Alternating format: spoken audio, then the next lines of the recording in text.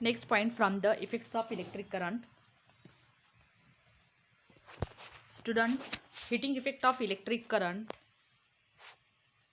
इथपर्यंत काल आपण अभ्यासलेलं होतं. तर हिटिंग इफेक्ट ऑफ इलेक्ट्रिक करंटचाच पुढचा पार्ट आज आपण पाहणार आहोत. Several times we hear or read about a building catching fire due to short circuit. Sometimes if we switch on an equipment in our house, the electrical fuse wire melts and the electric supply shut down. आता या ठिकाणी सांगितलं काय की बऱ्याच वेळेस आपण असं ऐकतो किंवा वाचनात येतं की बिल्डिंग कॅचिंग फायर म्हणजे मोठमोठ्या इमारतींना आग लागते. कशामुळे? तर due to the short circuit. Sometimes काय होतं की if we switch on an equipment, एखादा इक्विपमेंट आपण स्विच ऑन करतो तर काय होतं की अचानक इलेक्ट्रिकल फ्यूज वायर मेल्ट्स आणि जो इलेक्ट्रिक सप्लाय आहे आपल्या घरातला हा शटडाऊन होतो.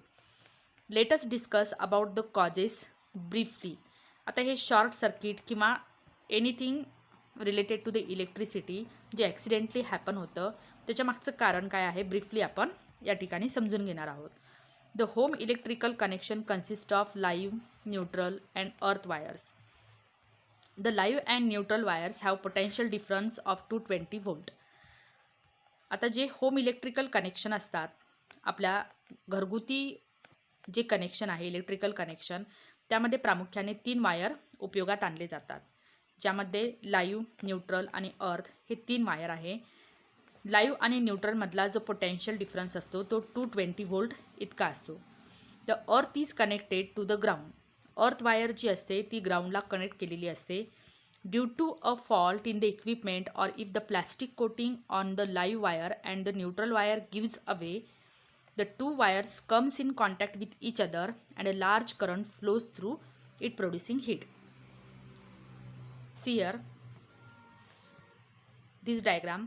द हाऊसहोल्ड कनेक्शन जे आहे इलेक्ट्रिकल कनेक्शन ज्यामध्ये आपण म्हणतो की 3 वायर्स असतात, live, neutral and this earth wire. तर live wire always red in कलरमध्ये असते, न्यूट्रल वायर ब्लॅक आणि अर्थिंग वायर ही ग्रीन कलर कोटिंगमध्ये असते. तर ही अर्थिंग वायर जी असते ती ग्राउंड सरफेसमध्ये असते. तर लाईव्ह आणि neutral they both are in the parallel कॉम्बिनेशनमध्ये या पद्धतीने जोडलेले असतात. समटाईम्स काय होतं की लाईव्ह आणि न्यूट्रल यांच्यावरची जी क्लॅडिंग आहे ती निघाल्यामुळे बोथ दीज वायर्स कनेक्ट होतात एकमेकांसोबत आणि कनेक्ट झाल्यामुळे काय होतं की हीट जास्त प्रोड्यूस होते. See here, due to the fault in equipment और plastic coating on the live and neutral wires gives away, the two wires comes in contact with each other, a large current flows through it producing heat. तर live आणि neutral wire दोघेही एकमेकांसोबत connect झाल्यामुळे large amount of heat ही produce होते.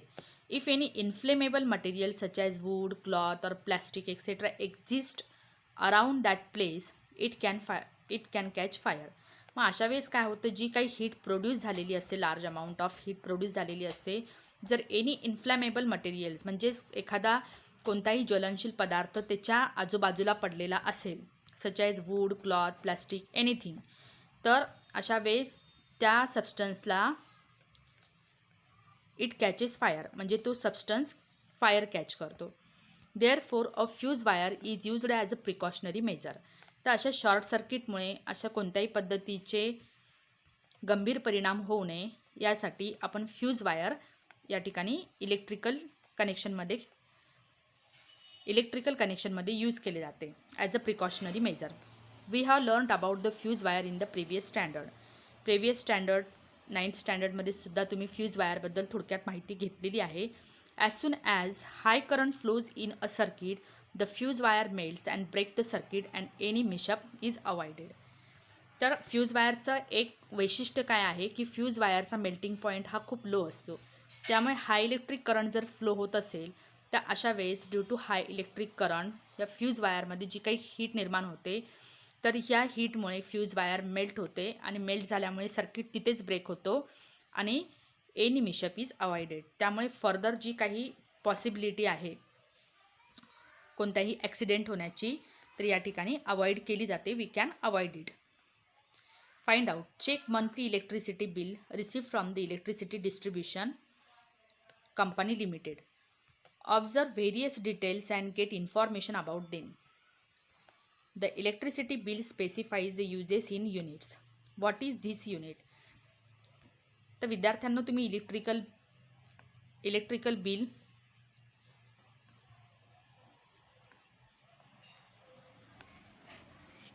Bill तुम्ही बघितलं असेल.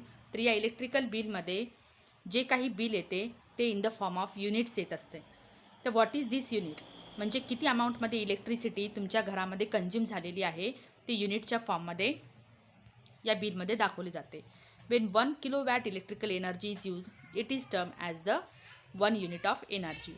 जर 1 किलोवॅट अवर म्हणजे 1 किलोवॅट एवढी इलेक्ट्रिसिटी एका तासासाठी कंझ्युम होत असेल तर त्यावेळेस 1 युनिट ऑफ एनर्जी कंझ्युम झाली असे म्हटले जाते. नाव see here, this is the household connection where live, neutral and earth. These 3 wires are given here. This is switch and 2 bulbs are connected with the parallel with these wires. And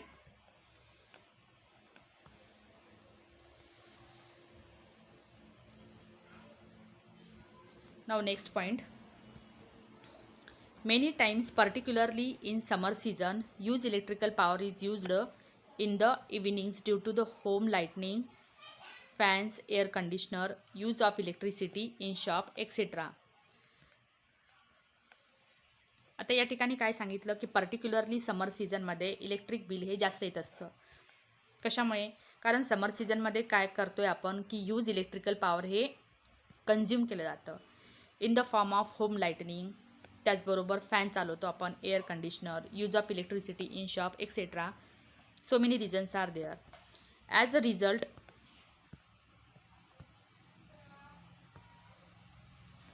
a result, excessive current is drawn from the transformer supplying the electricity, and if the capacity of the transformer is insufficient, its fuse wire melts and supply gets shut down. आता या ठिकाणी काय होतं की खूप जास्त प्रमाणात electricity consume होत असल्यामुळे as a result of this excessive current हा ट्रान्सफॉर्मर सप्लाईंग जी काही युनिट आहे त्याच्या सप्लाइंग युनिटकडून एक्सेसिव्ह करंट हे it is drawn from the transformer supplying unit. मग and if the capacity of the transformer is insufficient, अशा वेळेस त्या इलेक्ट्रिसिटी ट्रान्सफॉर्मरची कॅपॅसिटी ही कमी असेल तर the fuse wire melts and the supply get shut down. Such events occur due to the overloading.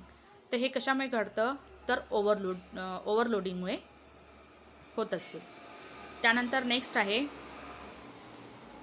These days miniature circuit breakers that means MCB switches are used in homes.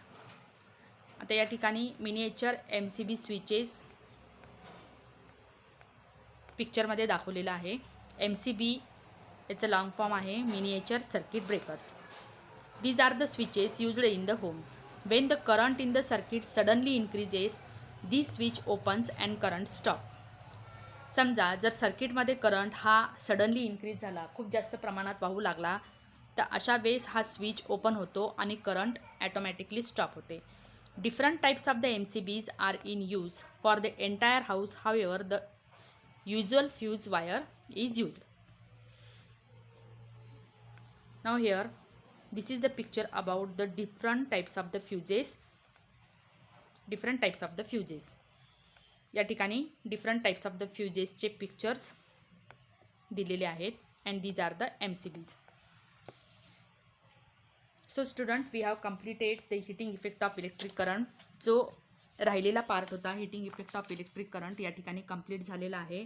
Then our next video we will discuss about the magnetic effect of electric current.